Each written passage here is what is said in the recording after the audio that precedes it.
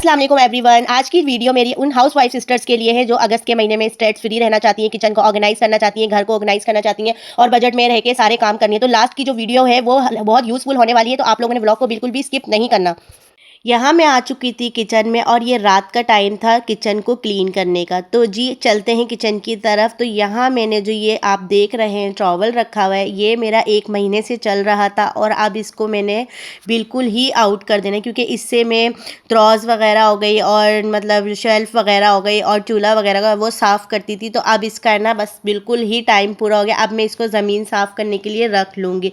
Scotch Brite हो गया और ये नेट हो गई, ये मैं 1 महीने तक ही चलाती हूँ। तो इसका भी टाइम पूरा हो चुका था, 1 महीने हो चुका था। तो मैंने इसको भी अपना चेंज करना है, न्यू नेट निकालनी है। और मैं बर्तन वगैरह धोती हूँ तो मैं इस वाली नेट से ही धोती हूँ और मैं ये ना ईज़िली ये ना मिल जाते हैं आपको कपड़े वगैरह की शॉप पे। तो ये मैं नेट ले लेती हूँ, 100 या 50 रुपए की मिल जाती है। तो मैं इकट्ठी लेकर आ जाती हूँ। तो मैं मंथली में हर महीने ये चेंज करती हूँ।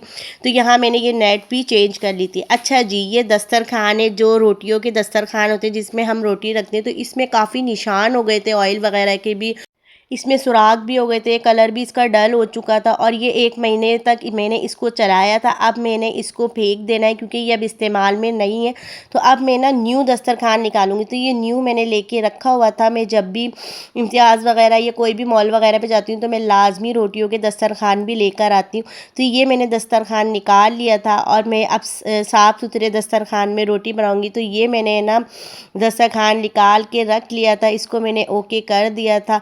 अच्छा जी, अब बारी आती है मेरे फ्रिज की। फ्रिज मैंने 1 महीने पहले साफ़ किया था और अभी इतना कोई देखना था कि कोई चीज़ वगैरह टमाटर वगैरह तो नहीं ख़राब वगैरह हो रही, कोई मिर्ची वगैरह तो ख़राब नहीं है।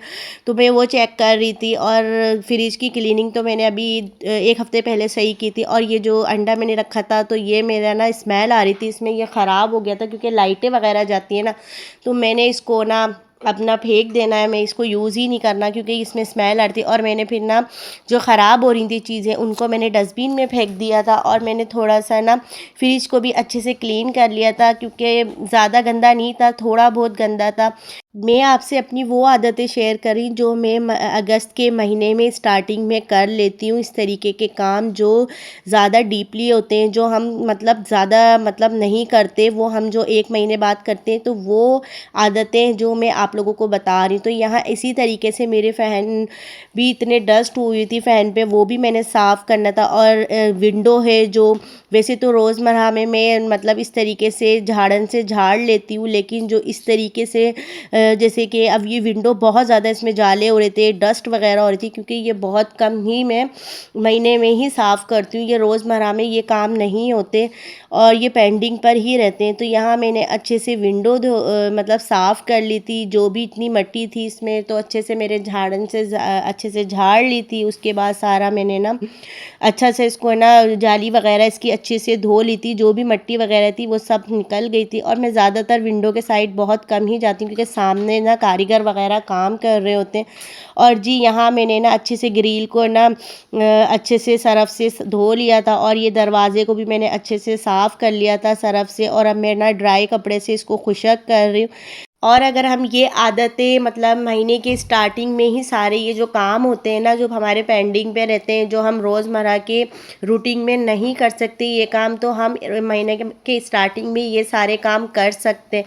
तो यहाँ मैंने सारा अच्छे से ना दरवाज़े को भी साफ़ कर लिया था और मैंने अच्छे से स्कॉच ब्राइट से साफ़ कर लिया था। वैसे तो दरवाज़ा मेरा काफ़ी ख़राब हो रहा है लेकिन मैं इसको साफ़ रखती हूँ तो इतना गंदा नहीं था। तो जी यहाँ है ना अब मेरी बारी आ रही थी किचन की। और ये किचन के आपको पता है कि जो किचन के स्पाइसेस होते हैं ये हम साफ़ कर रहे होते हैं, रोज़मर्रा में भी साफ़ कर लेते हैं, कभी वीक में भी कर लेते हैं। तो यहाँ मैं सारी चीज़ों को बिल्कुल हटा रही थी क्योंकि आज मैंने अपने किचन के जो टाइल्स वगैरह हैं, शेल्फ़ वगैरह है, वो अच्छे से साफ़ करना है।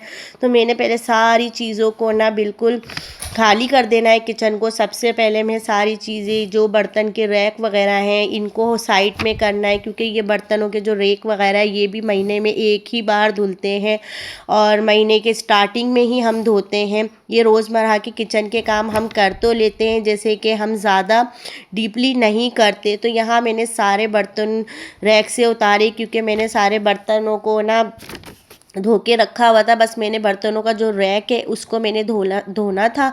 तो मैंने सारे बर्तन पूरे किचन को जल्दी जल्दी खाली किया और ये बर्तनों के रैक को भी मैंने खाली करके एक साइड पे रख दिया था। तो जी अब बारी आती है किचन को चमकाने की, किचन के शेल्फ को चमकाने की, किचन के टाइलों को चमकाने की। तो यहाँ मैंने सारे किचन बिल्कुल खाली कर दिया था और बस मैं शुरू हो गई थी अपने किचन को चमकाने में।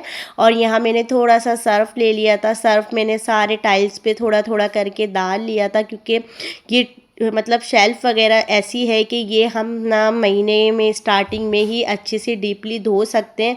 रोज़मर्रा में हम साफ़ तो करते हैं लेकिन हम इतना डीपली नहीं साफ़ करते, जैसे कि ऊपर ऊपर से इस तरीके से शेल्फ़ साफ़ कर दी, टाइलों पे भी इस तरीके से बल कपड़ा मार दिया। लेकिन इस तरीके से हम ना शेल्फ़ को नहीं साफ़ करते जिस तरीके से अभी मैं कर रही हूँ बिल्कुल अच्छे से। और यहाँ मेरी जो शेल्फ़ है वो ऐसी है कि अगर हम इसको एक स्कॉच ब्राइट भी हल्का सा लगाएंगे ना तो ये बिल्कुल साफ़ हो जानी है। तो फिर मैंने सारी टाइल्स पे, सारी शेल्फ़ पे अच्छे से ना मैंने इसको ना चमकाना शुरू हो गई थी, क्योंकि किचन ऐसी चीज़ है कि आप किचन को अपना, वैसे तो पूरे घर को ही नीट और क्लीन रखना चाहिए। यहाँ मैंने ना अच्छे से सारी साफ़ कर ली थी शेल्फ़ वगैरह, और अच्छे से मैंने, अच्छा जी ये जो कपड़ा आपको नज़र आ रहा है ना ये 30 रुपए का एक मिलता है, और मैंने ये पूरी इसकी बजट मैंने पूरा कर लिया। ये सारी जो मैंने फेंकना था ना, मैंने इसको बिल्कुल टाइल शेल्फ़ वगैरह साफ़ करके मैंने कहा फिर इसको फेंकूँगी, क्योंकि ये 30 रुपए का एक मिलता है। तो भाई बजट क्यों ना की जाए, क्योंकि क्या कहते हैं बजट भी तो करनी है ना हमें। और यहाँ फिर मैंने ना इस तरफ चूल्हा रखा हुआ था। ये जैसे शेल्फ़ है ये हम रोज़ साफ़ नहीं करते, मतलब वैसे तो कपड़े से साफ़ कर लेते लेकिन इतना डीपली नहीं करते। तो यहाँ भी मैंने ना सर्फ वगैरह ना डाल के और अच्छे से चूल्हे के पीछे से, और यहाँ बहुत ज़्यादा ग्रीस हुआ हुआ था, यहाँ भी मैंने अच्छे से इसको ना साफ़ कर लिया था। और ये जो जाली है ना इसकी मदद से बहुत अच्छा साफ़ हो जाती है। तो मैं स्कॉच ब्राइट तो बहुत कम यूज़ करती हूँ, मैं यही वाली नेट यूज़ करती हूँ, इससे बहुत अच्छे से साफ़ हो जाता है। तो यहाँ मैंने थोड़ा पानी डाल के ना इसको ना धो लिया था, क्योंकि किचन में ना कोई ना पानी वगैरह का कोई रुख नहीं है जाने का। तो मैंने यहाँ ना बस अच्छे से ना इसको ना थोड़ा पानी करके, और यहाँ सिंक में, यहाँ जहाँ मैंने चूल्हा रखा है यहाँ सिंक में ही सारा पानी जा रहा था। तो यहाँ ऐसा है कि यहाँ मैं बर्तन वगैरह रखती हूँ, तो ये मतलब ये टाइल्स दीवारें वगैरह भी बहुत ना मुश्किल में ही साफ़ होती है, रोज़मर्रा में नहीं हो सकती। और यहाँ बस मैंने अच्छे से ना ये सिंक के टैप को भी साफ़ कर लिया था अच्छे से, और सारे मेरे टाइल्स साफ़ हो चुके थे, कपड़ा वगैरह भी मार लिया था। और ये सामने वाली जो दीवार है ना इसको भी मैंने अच्छे से ना बिल्कुल क्लीन कर दिया था, और सारा अच्छा से मैंने ड्राई भी कर लिया था इनको। मैंने कहा जब तक ये कपड़ा है ना मेरे हाथ में नहीं बिल्कुल ही ख़त्म नहीं हो जाता ना, मैं जब तक इसको नहीं फेंकना। तो भाई बजट ऐसे ही करेंगे ना। तो आप लोगों ने ज़रूर कमेंट्स में बताना है कि आपको कैसी लगी मेरी कौन सी क्लीनिंग आपको ज़्यादा अच्छी लगी। अच्छा जी, मैंने चूल्हे को तो ऐसी चीज़ें ये रोज़ सुबह और शाम रात तीनों ही टाइम साफ़ होता है जब जब हम कुकिंग करते हैं, चाय बनाते हैं। तो जी यहाँ मेरा चमकता धमकता किचन देखें आप, और ये देखें मैंने इसका ना लुक ही चेंज कर दिया। और ये मैंने ना स्पाइसेस का जो स्टैंड है वो भी मैंने इसकी सेटिंग चेंज कर दी। तो जी ये बिल्कुल ना चमक धमक सा किचन बिल्कुल साफ़ सुथरा हो गया। और यहाँ मैं देख रही थी कि भाई कौन सी चीज़ ख़त्म होने को आ रही है, तो यहाँ मैं चेक कर रही थी कि भाई कौन कौन सा वो स्पाइसेस है, कौन कौन सी वो चीज़ें हैं जो अब एंड हो रही है, जो अब ख़त्म होने वाली हैं। तो यहाँ फिर मैंने ये छोटे फ्लावर्स जो मैंने किचन में रखे हुए हैं ये भी मैंने कहा कि साथ साथ इनको भी धो लेते हैं, क्योंकि इन पर भी बहुत ज़्यादा ग्रीस वगैरह हुई हुई थी। तो जब पूरा किचन नीट और क्लीन साफ़ लग रहा था तो इसको भी मैंने सोचा कि जल्दी से इसको भी अच्छे से धो लिए। तो मैंने अच्छे से इसको हल्का सा सरफ लगा के और हल्के से ब्रश की मदद से इसको अच्छे से साफ़ कर लिया, और ये भी बिल्कुल चमकते धमकते हो गए थे, साफ़ हो चुके थे। ये मुझे बहुत अच्छे लगते हैं ये किचन में ना। तो यहाँ मैंने अच्छे से इसको साफ़ कर लिया था, ये भी ओके हो गया था। और यहाँ मैंने जो जो चीज़ें चेक करी थी, क्या क्या चीज़ें ख़त्म हुई हुई, तो वो मैं एक रजिस्टर बनाया हुआ है मैंने, उस पर मैं लिखती हूँ जो जो चीज़ मंथ के एंड में ख़त्म होने वाली होती है तो वो मैं लिख लेती हूँ। फिर मैंने जब जाना होता है तो मैं ईज़िली शॉपिंग करके जाती हूँ, जब शॉपिंग पे ग्रॉसरी करने, तो जो भी मुझे चीज़ चाहिए होती है अब मैंने ये सारा लिख लिया है जो जो मैंने किचन में देखना था नहीं था। तो जी यहाँ मैं फिर से किचन में आ गई थी और अब मैंने करनी ही थी कुकिंग। तो यहाँ मैंने सोचा कि सबसे पहले मैं ना आटा गूंथ लेती हूँ, क्योंकि आज मैं बना रही थी दाल। माश की दाल बना रही थी। काफ़ी दिन बाद मैं माश की दाल बना रही थी और इसकी रेसिपी भी मैं आप लोगों को बताऊंगी कि मैं किस तरीके से बनाती हूँ। अक्सर आपने देखा होगा कि होटलों में जो मसाले वाली जो माश की दाल होती है, मैं उस तरीके से बनाती हूँ। तो घर में बच्चे भी और मेरे हस्बैंड भी बहुत शौक से खाते हैं। तो मैंने सोचा कि भाई मैं सबसे पहले आटा गूँध लेती हूँ। जब आटा गूँध के मैं फ्रिज में रख देती हूँ तो एक मतलब ना आसानी हो जाती है। तो बस जैसे ही सालन पक जाता है तो फिर ना बंदा आराम से रोटी बना लेता है। तो मैं जब भी कुकिंग करती हूँ ना तो मेरा सबसे पहले एक ही काम होता है, मैं पहले आटा गूँध के थोड़ी देर उसको रेस्ट पे रख देती हूँ। जब वो अच्छे से सॉफ्ट हो जाता है तो उसको फिर मैं ना दोबारा 2-3 मुक्कियाँ और मार के ना उसको मैं फ्रिज में रख देती हूँ। जब फ्रिज में जब मैं रख देती हूँ तो आटा और भी ज़्यादा सॉफ्ट हो जाता है और इसके बाद ना रोटियाँ बहुत अच्छी बनती हैं।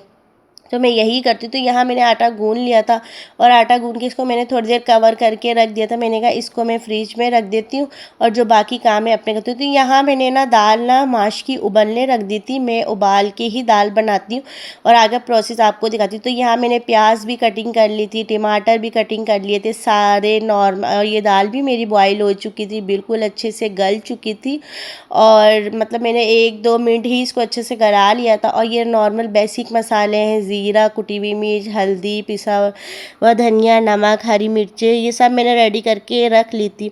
तो मैंने ना फ्राई पैन लिया था, उसके अंदर मैंने ऑयल डाला था।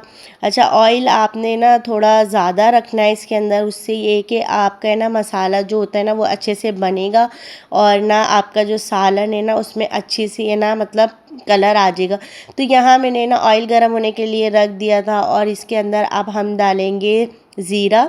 ज़ीरा अच्छे से कड़कड़ा जाएगा, इसमें कलर हो जाएगा, ज़ीरे का कलर आ जाएगा हल्का हल्का सा ब्राउन सा। तो फिर उसके बाद हम इसके अंदर प्याज ऐड करेंगे। अच्छा जी, प्याज को आपने ना ज़्यादा डार्क ब्राउन नहीं करना, आपने बिल्कुल लाइट सा रखना है। और उसके बाद आपने टमाटर ऐड कर देने और सारे जो नॉर्मल बेसिक मसाले हैं जैसे कि पिसी हुई मिर्च, कुटी हुई मिर्च, हल्दी, पिसा हुआ धनिया, मैं दोबारा आपको बता देती हूँ। ये सारे स्पाइसेस मैंने इसमें ऐड करके अब इस मसाले को हमने अच्छे से भून लेना है। थोड़ी देर में इसको कवर करके रख दूँगी। थोड़ा मैंने इसमें आधा कप पानी ऐड कर दिया था ताकि वो मसाला अच्छे से, टमाटर प्याज सॉफ्ट हो जाएंगे तो अच्छे से मसाले को हम इस तरीके से भून लेंगे। और ये बिल्कुल मसाला अच्छे से भून गया था। और याद रखिएगा जब आपके सालन का मसाला अच्छे से भुना होगा ना तो आपके सालन में खुद ही अच्छा सा टेस्ट निकल आएगा। तो यहाँ मसाला अच्छे से बिल्कुल भुन चुका था और जो दाल मैंने इसके अंदर दूसरे में देचकी में डाल दी थी और उसमें मैंने सारा जो मसाला भुना था वो मैंने ऊपर ही कवर करके सब कुछ डाल दिया था ऊपर ही। अब मैंने इसको अच्छे से मिक्स कर लेना है और आपने इसके अंदर कोई भंगार वगैरह नहीं देना, बस आपने इस तरीके से मिक्स करके और हल्की सी तेज़ आंच कर देनी है चूल्हे की और दोबारा इसको अच्छे से इस तरीके से मिक्स करना है कि जो सारा मसाला वो अच्छे से मिक्स हो जाए। और जी एंड में मैंने इसके ऊपर बहुत सारा हरा धनिया डाल दिया था और आपने या बारीक बारीक अदरक भी ऊपर से ऐड करनी क्योंकि माश की दाल बादी होती है तो इसमें अदरक ज़्यादा ही डलती है। तो मैंने ऊपर से अदरक डाल दी थी बारीक बारीक कट करके। तो यहाँ मज़ेदार माश की दाल रेडी हो चुकी थी। उम्मीद है जी आपको मेरा आज का व्लॉग भी ज़रूर पसंद आया होगा। पसंद आए तो वीडियो को लाइक करिएगा, नहीं हो तो सब्सक्राइब करके जाइएगा। छोटा सा कमेंट्स कर दीजिएगा कि आपको मेरी कौन सी हैबिट ज़्यादा अच्छी लगी। इंशाल्लाह फिर मिलते हैं नेक्स्ट व्लॉग में। अल्लाह हाफिज़।